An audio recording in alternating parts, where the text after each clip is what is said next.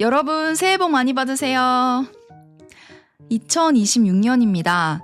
1월 1일 시작을 여러분과 함께 연다니 올해는 느낌이 조금 새롭네요. 그동안 한국어 배우는 분들 그리고 한국을 접하는 분들 많은 분들을 만났는데요. 제가 받았던 질문 중에는 비슷한 질문들이 꽤 많았어요. 한국어를 공부하면서 이건 왜 이래요? 이 말은 그냥 외우면 돼요? 뭐 이런 것들이요. 한 언어를 공부하는데 문화를 이해하는 게 중요하잖아요. 그래서 저는 한국어를 조금 더 가깝게 그리고 조금 더 편안하게 전하고 싶어서 이 방송을 시작했어요. 앞으로 여러분과 한국 문화 이야기, 한국 일상 이야기, 그리고 교과서에는 나오지 않는 생생한 한국어 표현들을 함께 이야기해 볼 예정이니까 기대 많이 해주세요. 공부라고 생각하지 마시고요. 그냥 틀어두세요. 부담 없이 듣게 되면요. 어제 오늘 공부한 단어들이 들리게 되고요. 어느 순간 그게 또 익숙해지거든요. 그러면 이해하실 수 있으실 거예요. 오늘은 첫 시간이니까 잠깐 제 소개를 할게요. 저는요, 언어를 꽤 오래 공부했어요. 대학에서는 국어국문학을 전공했고요.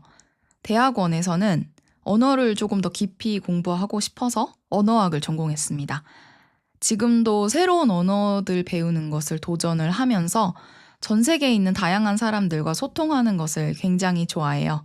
그리고 새로운 문화에 대한 호기심도 많고요. 계속해서 배우면서 살아가는 중이에요. 여러분은 지금 어디에서 이 방송을 듣고 계세요? 댓글로 나라 이름 남겨주실 수 있으신가요? 여러분이 한국어를 배우게 된 계기라든지 한국어를 배우게 되는 이유 이런 것들 정말 궁금하거든요. 자, 오늘의 첫 번째 에피소드 주제는요. 새해 목표, 새로운 외국어 배우기입니다. 여러분, 달력 첫 장 다들 넘기셨나요? 오늘은요, 1월 1일이잖아요. 그러니까 어제와는 조금 다른 마음으로 뭔가 새롭게 시작해도 괜찮을 것 같은 날이죠. 한국에서는요, 새해를 2번 맞이합니다. 하나는 양력 1월 1일, 오늘이고요. 다른 하나는 음력 1월 1일이에요. 그래서 한국인들이 설날이라고 부르는 명절이죠. 오늘은 양력 1월 1일이니까 새해가 시작되었다는 마음, 그런 느낌이 강하게 드는 날이기도 해요. 그리고 공휴일이어서 회사나 학교가 모두 쉬어요. 하지만 한국에서 아무래도 가장 크게 명절 분위기를 느낄 수 있는 날은요, 음력 설날입니다. 이날은 가족들이랑 친척들이 모두 모여서 맛있는 음식을 만들기도 하고 먹기도 하고 TV를 보면 재미있는 방송들도 꽤 많이 해요. 그리고 최근 트렌드이긴 한데 연휴가 굉장히 길어지다 보니까 그 연휴를 이용해서 휴가를 다녀오는 사람들도 많습니다. 설날은 가장 큰 명절 중에 하나로 여겨지죠. 1월 1일의 한국의 모습, 그러니까 오늘은 대체적으로 어떤 모습을 하고 있을까요? 한국 사람들은요, 새해 첫날 집도 깨끗이 청소하고 지난해 미리 사둔 다이어리의 첫 페이지를 열어서 올해의 목표를 차분하게 적어 내려갑니다. 또 많은 사람들이 12월 31일 밤에 출발을 해서요, 아침 일찍 떠오르는 새해 첫 해돋이를 보러 가기도 해요. 특히 해돋이 명소로 유명한 곳은 정동진, 강릉, 포항, 울산 등이 있어요. 한국의 동해 지역이죠.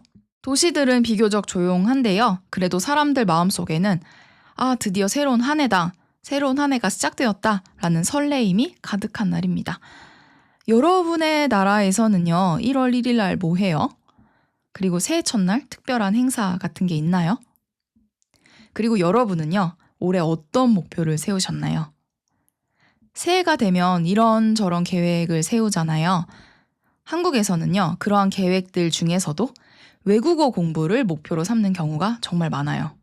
제 주변 친구들만 봐도 그렇고요.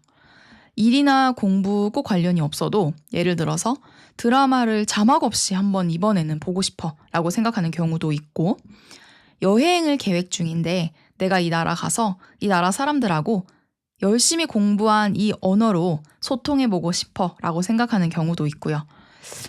특별한 이유는 없어도 새로운 도전 한번 해보는 거 어떨까? 라는 마음에서 시작하기도 하죠. 정말 다양한 이유로 외국어 공부를 시작해요. 여러분은 그렇다면 왜 한국어를 배우고 싶으세요? 늘 궁금한 질문이기도 해요. 여러분은 어떤 이유로 한국어 공부를 시작하셨나요? 취미? 유학? 아니면 한국 여행을 준비 중이세요? 한국 문화에 관심이 생겨서 배우게 되신 분들도 분명히 계실 거라고 생각하는데요. 아마 이 팟캐스트를 듣고 계신 여러분도 각자만의 특별한 이유를 가지고 계실 거라고 생각해요. 단순히 시험 점수를 올리기 위해서가 아니라 다른 언어를 사용하는 사람들의 생각이나 감정을 이해하고 또 더 넓은 세계와 연결되고 싶은 그런 마음에서 외국어, 한국어를 배우는 거 아닌가요? 하지만 여러분, 외국어 공부 조금씩 다들 해보셨죠? 현실 어떤가요? 계획한 대로 모두 다 열심히 공부하시고 그 언어 마스터 하셨어요? 처음 며칠은요, 의욕이 넘칩니다. 서점 가서요, 표지는 이렇게 해서 예쁘고 속지는 이래서 예쁘고 그래서 나는 이 책을 살 거야 라고 하면서 책도 사와요. 문구점에도 들려요. 공책도 사고 샤프도 사고 볼펜도 사요. 그리고 형광펜도 사죠. 그리고 새로 사온 책을 딱 펴서 단어도 열심히 외웁니다. 새로 사온 공책, 새로 사온 펜 열심히 쓰면서 외워요. 단어 암기 앱 그리고 회화 앱 이런 것들도 설치하죠. 그런데 일주일쯤 지나면 어떻게 돼요? 열심히 꾸준히 끝까지 하세요? 대부분은요, 그 열정 어디 갔는지 사라져버려요. 열정이 이제 슬슬 사라지기 시작하면요, 우리 머릿속에는 정말 창의적인 핑계들이 하나 둘씩 등장해요. 예를 들면 이런 거예요. 아, 오늘 너무 피곤해. 내일부터 진짜 다시 시작. 지금은 집중이 안 되니까 컨디션 조금 좋은 날 해야겠어. 책상이 지금 너무 지저분하니까 책상 정리부터 할래. 라고 말하고요. 그날 하루 종일 책상 정리만 하다 끝납니다. 결국엔 피곤해서 책을 펼 힘도 없어요. 그리고 가장 흔한 핑계, 뭘 것 같으세요? 네, 시간이 없어서입니다. 사실 잠깐의 시간만 있어도 여러분 모두 공부할 수 있다는 거 다 알고 계시죠? 그런데 핑계는요, 늘 먼저 나와요. 그러다 보면 이런 생각이 들죠. 왜 이렇게 어려워? 아, 방금 외웠는데 기억이 왜 안 나지? 나는 외국어 공부에 재능이 없는 걸까? 그런데 이런 고민 누구나 하는 거 아닌가요? 저만 해요? 한국에서는 이런 상황을 두고 작심삼일이라고 해요. 마음을 먹은 지 3일이면 끝난다라는 뜻이죠.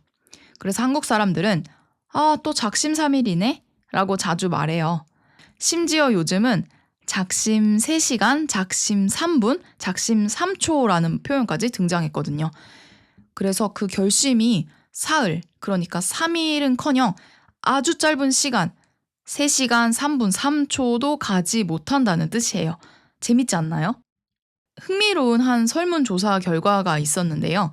성인 10명 중에 7명이 새해 세운 계획을요, 지키지 못한 경험이 있다고 이야기했습니다.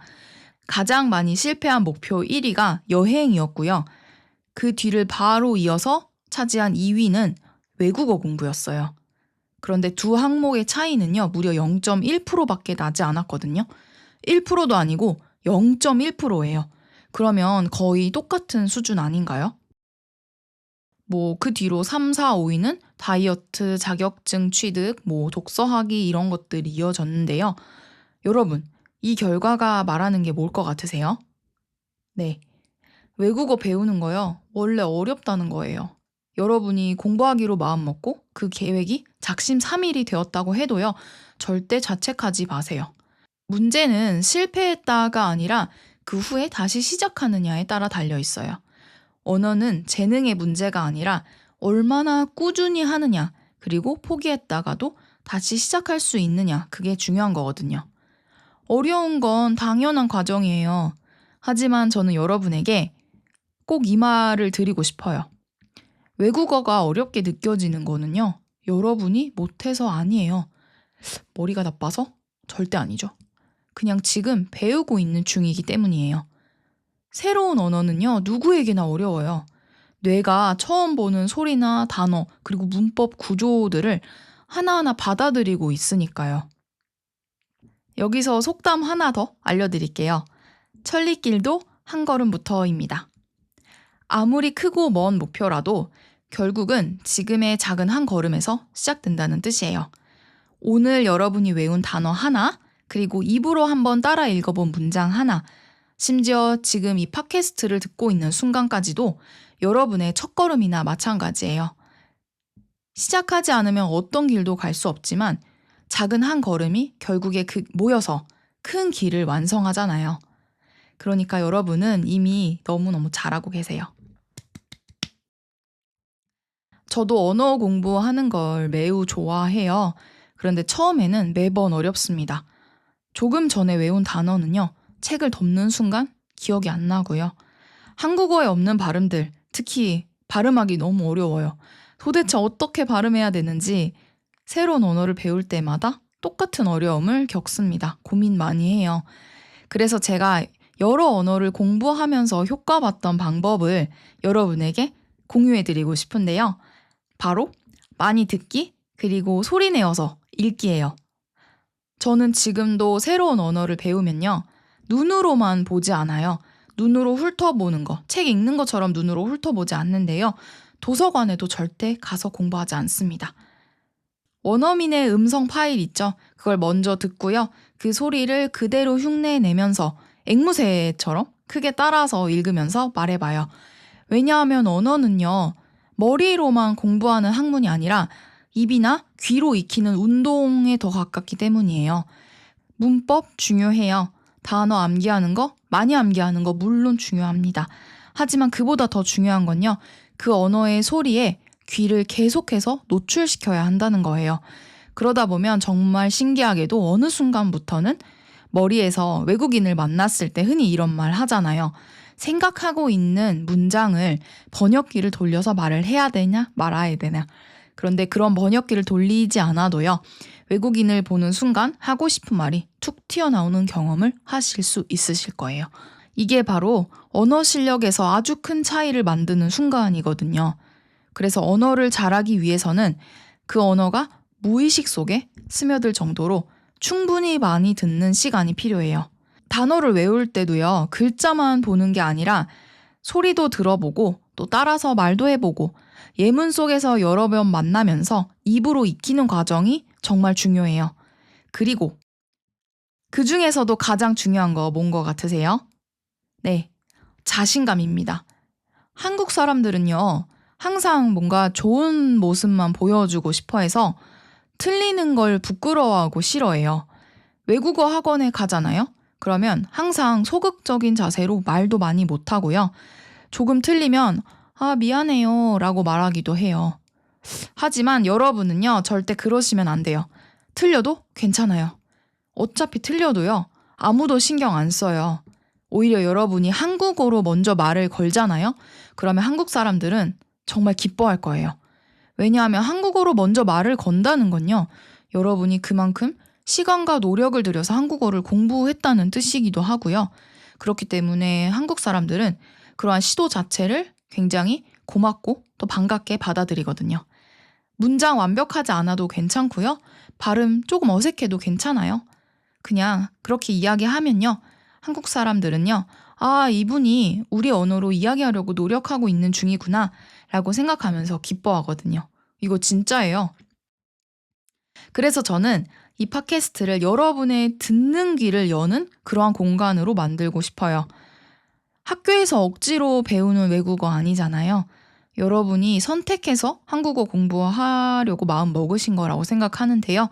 그러니까 조금 더 편한 마음으로 즐겁고 재미있게 하는 게 좋을 것 같아요. 그냥 일상 속에서 친구 이야기를 듣듯이 편안하게 자연스럽게 글자보다 소리로 먼저 한국어를 만나고요. 천천히 스며들고 익숙해지는 시간, 그런 시간이 되었으면 좋겠습니다. 앞으로 이 방송이요, 여러분의 한국어 학습 루틴에 작지만 또 꾸준한 하나의 습관이 되기를 바라는 마음에서요. 완벽하지 않아도 괜찮아요. 다 알아듣지 못하셔도 괜찮습니다. 가장 중요한 건 계속 듣는 거예요. 첫 방송 끝까지 함께 해주셔서 감사합니다. 여러분의 한국어 여정을 앞으로도 계속 응원하고 있어요. 다음 에피소드에서 또 만나요. 안녕!